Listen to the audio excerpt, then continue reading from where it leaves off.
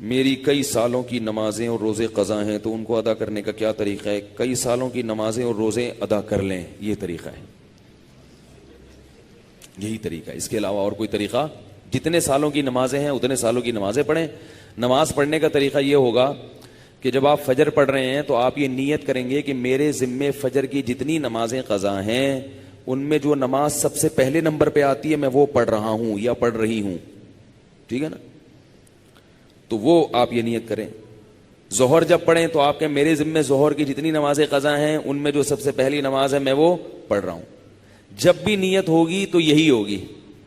جب آپ دوبارہ فجر پڑھیں گے پھر آپ یہی نیت کریں گے میرے ذمے فجر کی جتنی نمازیں ہیں ان میں سب سے پہلی نماز، کیونکہ وہ جو آپ نے پڑھ لی ہے نا وہ تو ذمے میں رہی نہیں ہے، نہیں یاری نا، وہ تو ذمے میں رہی نہیں ہے، تو وہ خود بخود دوسری نماز پہلے نمبر پہ آ جائے گی ان نمازوں میں جو آپ کے ذمے میں ہیں، سمجھ رہے ہو؟ اسی طرح آپ ایک ڈائری میں نوٹ کر لیں کہ کتنے سال کی نمازیں، اندازہ ہی ہوگا، یقین تو نہیں ہو سکتا، کتنی سال کی فجر ہے۔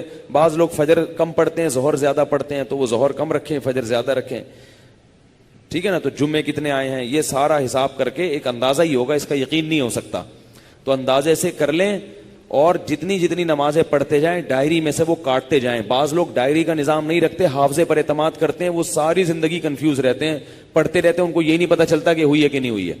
اس لیے حافظے پر اعتماد نہ کریں، ڈائری میں باقاعدہ نوٹ کریں اور جتنی نمازیں ہوتی جا رہی ہیں ان کو کاٹتے چلے جائیں، تو انشاءاللہ یہ نمازیں آپ کی امام مہدی کے آنے سے پہلے پہلے، جس اسپیڈ سے آپ پڑھ رہے ہیں اس میں تو یہی ہے کہ امام مہدی کے آنے سے پہلے پہلے یہ نمازیں آپ کی امید ہے کمپلیٹ ہو جائیں۔ تو بھائی 24 گھنٹے میں کم از کم ایک دن کی نماز لازمی پڑھو، ایک دن کی بھی نہیں پڑھ رہے تو پھر گناہ ہونے کا خطرہ ہے بہت سخت، اور ایک دن کی اگر پڑھ رہے ہو تو اگر موت آ گئی تو وصیت کر کے جاؤ، تو اللہ کی رحمت سے امید ہے اللہ تعالیٰ معاف کر دیں، کیونکہ انسان اس سے زیادہ کا مکلف نہیں ہے نا۔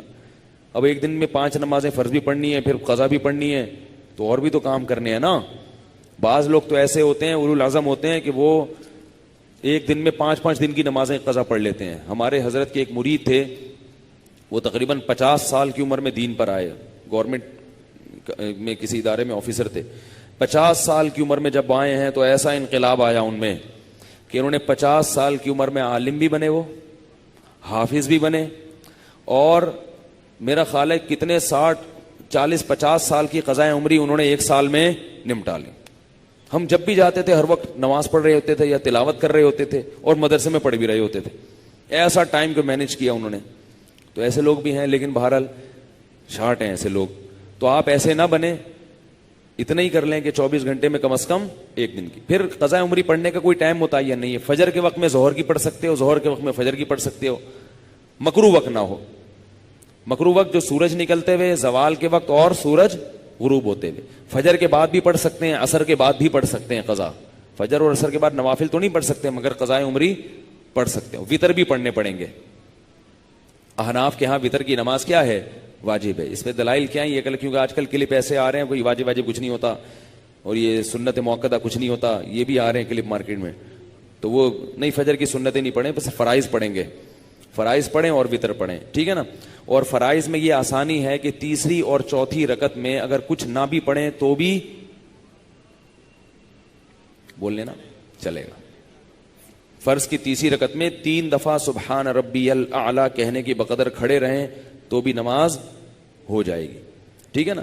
تو فجر یعنی فرض کی تیسری اور چوتھی، وطر میں تیسری رکعت میں پڑھنا پڑے گا، فرض کی تیسری چوتھی رکعت میں چاہیں آپ مختصر قرات کر لیں، تیسرا کلمہ پڑھ لیں تو یہ بھی ٹھیک ہے، بہتر ہے سورہ فاتحہ پڑھیں تو زیادہ بہتر ہے، تو یہ بھی، اور اس سے نماز آپ کی مختصر ہو جائے گی۔ سبحانک اللہم و بحمدک، نشہد ان لا الہ الا انت، نستغفرک و